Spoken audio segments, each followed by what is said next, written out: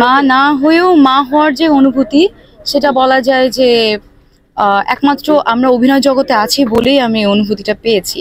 Otherwise আমি হয়তো আর পেতাম না। তাই জন্য আমি বলবো যে অভিনয় জগতে আমি নিজেকে অনেক ভাঙতে পারি, গড়তে পারি, আবার নতুন করে আমি আমার বাসায় গিয়ে স্পৃহার চরিত্রে আসতে পারি। সো এই জন্য হচ্ছে আমি অভিনয়টাকে এত ভালোবাসি। তিন বাচ্চার মা চরিত্রটা বেছে নিয়েছে আমাদের আর্থিক ভাই। উনি চিন্তা করেছেন যে হয়তো আমি ক্যারেক্টারটা ভাঙতে পারবো, নিজেকে চরিত্রে ভাঙতে পারবো। আমি নর্মালি একটু এভাবেই কথা বলি, কিন্তু তিন বাচ্চার মায়ের ওই চরিত্রটাতে লাইক একদম গ্রামের তিনটা বাচ্চাকে পালতে পালতে একটা মেয়ে, 20 বছরের মেয়ে যখন সংসারে একেবারে ঢুকে যায়, ঢুকার পরে যে তার ওয়ে অফ টকিং, তার তিনটা বাচ্চার পরে যে সে আরো বাচ্চার প্ল্যানিং করতে থাকে, ওই টাইমগুলোতে হচ্ছে তার মেন্টাল সিচুয়েশন, তার কথাবার্তা ধরন সবকিছু যখন আমার নিজেকে ভাঙতে হয়েছে, তখন আমার কাছে মনে হচ্ছে না, আই এম নট স্পৃহা। আমি ওই ক্যারেক্টারটা, যে আমি তিনটা বাচ্চার মা, আমি একটা বাচ্চাকে কোলে নিয়ে আমি ও করছি, আমার কাছে মনেই হয় না যে না আমি হচ্ছে স্পৃহা। আমার কাছে মনে হচ্ছে বেবির মা আমি। সো দ্যাটস ওয়াই ওই টাইমটাতে আমার কখনো বাস্তব ফিল করেছেন নাকি যে আমি যদি ফিউচার যদি এরকম হয়? না, অবশ্যই এটা তো প্রত্যেকটা মেয়ের জন্যই একটা স্বপ্ন যে মা হবে, বেবি হবে। সো দ্যাট যখন ওই বাচ্চাটাকে কোলে নেই, তখন মন থেকে একটা ভিতর থেকে একটা অনুভূতি আসে যে একদিন আমিও মা হব, একদিন এই বেবিটার মধ্যে আমার একটা বাচ্চা হবে। সো দ্যাট ওই ক্যারেক্টারটা তখন আমি অনেক ভিতর থেকে অনুভব করতে পেরেছিলাম। দ্যাটস আমি বললাম যে তিন বাচ্চার মা ক্যারেক্টারটা আমার, ইনফ্যাক্ট আমার আম্মু পর্যন্ত বলে এটা তুমি।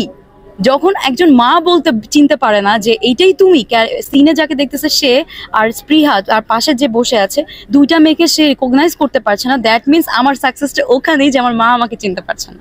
সো দ্যাট ফিলটা কেমন ছিল? অনুভূতি অন্যরকম, যে আমি আমার মাকে চিনাতে হচ্ছে, হ্যাঁ আম্মু এটা আমি। আম্মু বলতেছি এইভাবে তুমি কথা বলতে পারো। থেকে একটা ইচ্ছা ছিল যে অভিনয় করব। মেজবান আপুকে দেখতাম যে অভিনয় করতে, তার বড় ছেলের নাটকটা দেখার পর থেকে আমার কান্না যে করে, ওনার কান্না দেখে আমার কাছে মনে হচ্ছিল যে ও মাই গড, এটা কান্নার মানে অভিনয় মনে হয় না, এটা রিয়েলিস্টিক মনে হয়েছে। তো ওই টাইমে ইন দ্যাট টাইম আমার কাছে মনে হয়েছে যে না আমি একদিন মানে কাজ করব, অভিনয়ে কাজ করব, অভিনয় করব, এরকম একটা। আচ্ছা, আপনারা সবাই কি মেহজাবিনের ফ্যান নাকি? আমি যে কয়জনকে প্রশ্ন করলাম সবাই হচ্ছে মেহজাবিনকে হচ্ছে দিচ্ছে। না, আসলে হচ্ছে আমরা আমাদের যে এজটা, আমাদের যে বয়সটা, সেই বয়সটা আমরা দেখে আসছি হচ্ছে অপূর্ব ভাইয়া, নিশো ভাইয়া, মেজবিন আপু, তানজিতিশা আপু। তো ওনাদের নাটক দেখে আমরা বড় হয়েছি। সো দ্যাটস ওয়াই হচ্ছে তাদের মানে নাটক দেখে হচ্ছে আমরা অনুপ্রেরণা পাওয়া, যেটা আর কি বলা যায়। আচ্ছা, আপনার অভিনয় প্রতি আগ্রহ শুরু হয়েছিল কবে? 2017 বড় ছেলে দেখার পরে মনে হয়েছিল যে একটা নাটক, মানে নাটক করব, অভিনয়, নাটক না, দ্যাট মিনস অভিনয় করব। অভিনয় করার ইচ্ছাটা তখন থেকেই জন্ম হয়। আর এমনি তো আগে থেকে তো আমি জাহিদ হাসান ভাইয়া, তারপর সবার অনেক ছোটবেলায় আম্মু দেখতো নাটক, তখন নাটক দেখতাম, চুপচাপ বসে থাকতাম, দেখতাম যে মান্না ভাই যখন মারা যায় অ্যাক্টিং এ, তখন মনে হতো না, আমি কান্না করতাম, পরে ভাবতাম যে আসলে মারা গেছে, পরে আবার দেখি যে না উনি আবার জীবিত হয়ে আসছে, তখন ফিল করি যে না অ্যাকচুয়ালি এটা অভিনয়। ছোটবেলা থেকে এইভাবে আর কি চিন্তা ভাবনা আমাদের মস্তিষ্কে এইভাবে আসে। পরিবার, প্রিয় মানুষ কেমন সমর্থন করেছিল এই অভিনয়ের পিছিয়ে আসার পরে? আমার ফ্যামিলি ফুল সাপোর্ট, মানে আমার বাবা মা ভাই বোন কেউ কখনো বলে নাই যে না এটা করতে পারবো না, ওটা করতে পারবো না।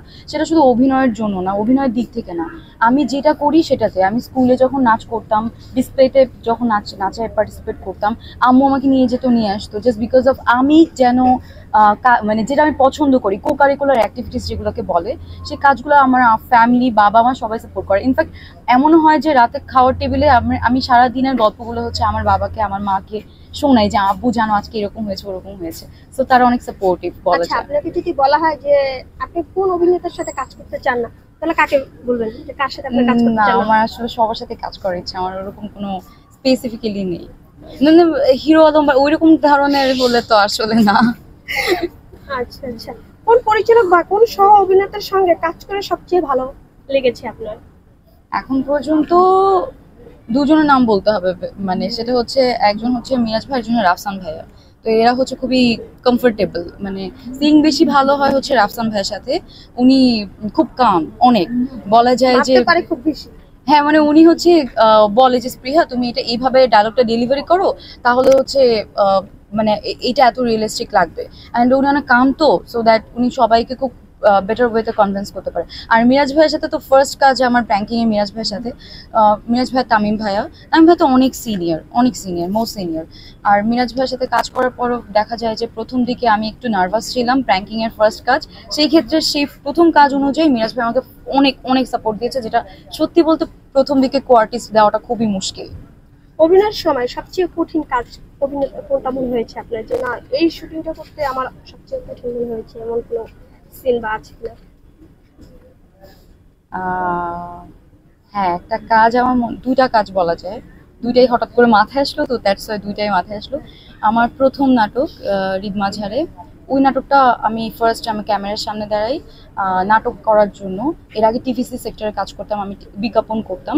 তো তখন হচ্ছে একটা কান্না সিন ছিল, যেটা আমি প্রিয় মানুষকে মন থেকে ফিল করে কান্না করি। তো ওই সময়টা আমার কাছে মনে হচ্ছিল আসলে অভিনয় it's not a big deal, এটা খুবই খুবই কঠিন একটা বিষয়, খুবই কঠিন। আরেকটা হচ্ছে এই প্র্যাঙ্কিং এ রাফসান ভাইয়ের সাথে 3 বাচ্চার মা, ওইটা আমাকে অনেক ভাঙতে হয়েছে ওই চরিত্রটা। আপনাকে প্রচুর মারছে না রাফসান ভাই আমাকে অলওয়েজ মারে, আর রাফসান ভাই আমাকে দৌড়ানি দেয়, আবার আমিও রাফসান ভাইকে দৌড়ানি দিই। আমাদের ক্যারেক্টার গুলো ম্যাক্সিমাম নাটকগুলো তো টম এন্ড জেরি টাইপের, যে টম এন্ড জেরি একজন আরেকজনকে দৌড়ানি দিচ্ছে, একজন আরেকজনের পেছনে লেগে আছে। এই কেমিস্ট্রিটা আই থিঙ্ক দর্শক বেশি পছন্দ করছে আমাদের। কোন চরিত্রে অভিনয় করে আপনাকে তৃপ্তি পেয়েছেন, যে এই চরিত্রটা করে আমি শান্তি পেয়েছি? ঈদ মাঝারে ঐশী ক্যারেক্টার আর 3 বাচ্চার মাতে। আমি তো কখনো ভাবতেও পারিনি তুমি এই গ্রামের টোনে কথা বলতে পারবা, এতটা ভাঙতে পারবা নিজেকে এই বয়সে, এত ছোট বয়সে। সো ওই সময় আমার কাছে অনুভূতি এরকম এসেছে যে না আসলেই আমি একটু হলেও পেরেছি, যেটা আমি চেষ্টা করেছিলাম। একটা নারীর স্বপ্নই থাকে মা হওয়া। হ্যাঁ, আপনি মা না হয়ে মা হয়েছে, ওই ফিলটা একবার যদি আরেকবার একটু শুনতে চাই।